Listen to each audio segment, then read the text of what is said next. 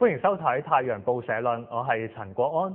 月兒彎彎照九州，幾家歡樂幾家愁，幾家高樓飲美酒，幾家流落到街頭。呢首幾十年前嘅民謠，竟然成為今日香港真實嘅寫照。一方面，特區高官坐享高薪厚祿，成為咗世界上最快樂嘅一群；另一方面，星斗市民喺經濟寒冬入面並手抵足，但一日辛勞所得就換唔到高官餐桌上嘅一杯紅酒。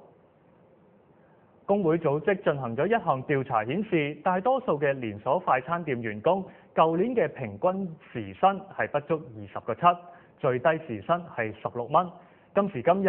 16蚊連一個飯盒亦都買唔到，低層打工仔生活嘅艱難可想而知。有連鎖快餐店嘅員工表示，每日工作6至到7個鐘，每月只係賺到2-3千蚊。政府星期四公布最新嘅消費指數，顯示3月份嘅通脹率喺金融海嘯影響底下回落至到1.2%，但實際上有好多日常生活用品嘅價格未見顯著嘅回落，衣食住行、柴米油鹽已經係成為咗基層市民難以承受嘅生活負擔。快餐店員工嘅可恥薪酬反映咗香港社會貧富懸殊日趨惡化。根據聯合國數字，本港反映貧富差距嘅堅尼係數已經係高達0.53，位居於係亞洲城市之冠，同非洲、南美洲等落後嘅國家並駕齊驅。另外，唔同機構所做嘅調查亦都顯示，本港有超過100萬嘅市民係生活喺貧窮線之下，其中係包括幾十萬月薪係少於5000蚊嘅在職人士。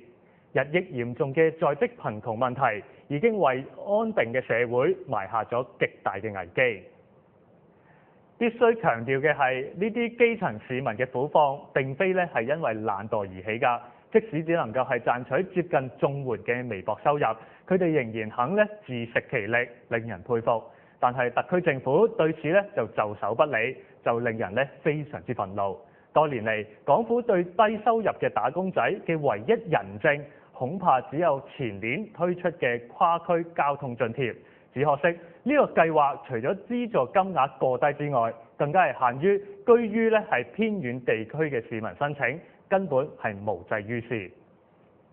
事實上，對於在職貧窮問題越嚟越嚴重，高官們根本係毫不關心。一個最明顯嘅例證就係佢哋對最低工資立法嘅處理。一時就話要以自發性嘅工資保障運動去代替㗎，一時又話要加緊立法嘅程序，一時話只保障保安同埋清潔嘅行業，一時又話要傾向涵蓋所有嘅行業。姑勿論最低工資立法係咪真正可以解決到問題，只係需要睇到港府拖拖拉拉、敷衍了事嘅表現，就已經可以證明佢哋根本係冇作出全面深入嘅考慮，更加冇設身處地咁樣為低收入市民着想㗎。一項爭議多多嘅政策，交到一個麻木不仁嘅政府手上，只能夠演變成一場糊弄民眾嘅鬧劇。最令人憂慮嘅係喺金融海嘯肆虐之下，市道疲弱、百業蕭條、裁員減薪之聲亦都不時發生，勢必令到更多嘅打工仔加入低收入嘅行列。但係海嘯至今已經係發生超過半年啦，港府始終係無所作為，唔係鬧出拆招牌保就業嘅笑話，就係放出減薪一半嘅風涼話。最經典莫過於係劣評如潮嘅大學畢業生實習計劃啦，為大學生提供咗月薪低至4000蚊嘅實習機會。政府唔去解決在職貧窮嘅問題，反而係帶頭製造在職貧窮。除咗香港，恐怕再難找到另外一個例子。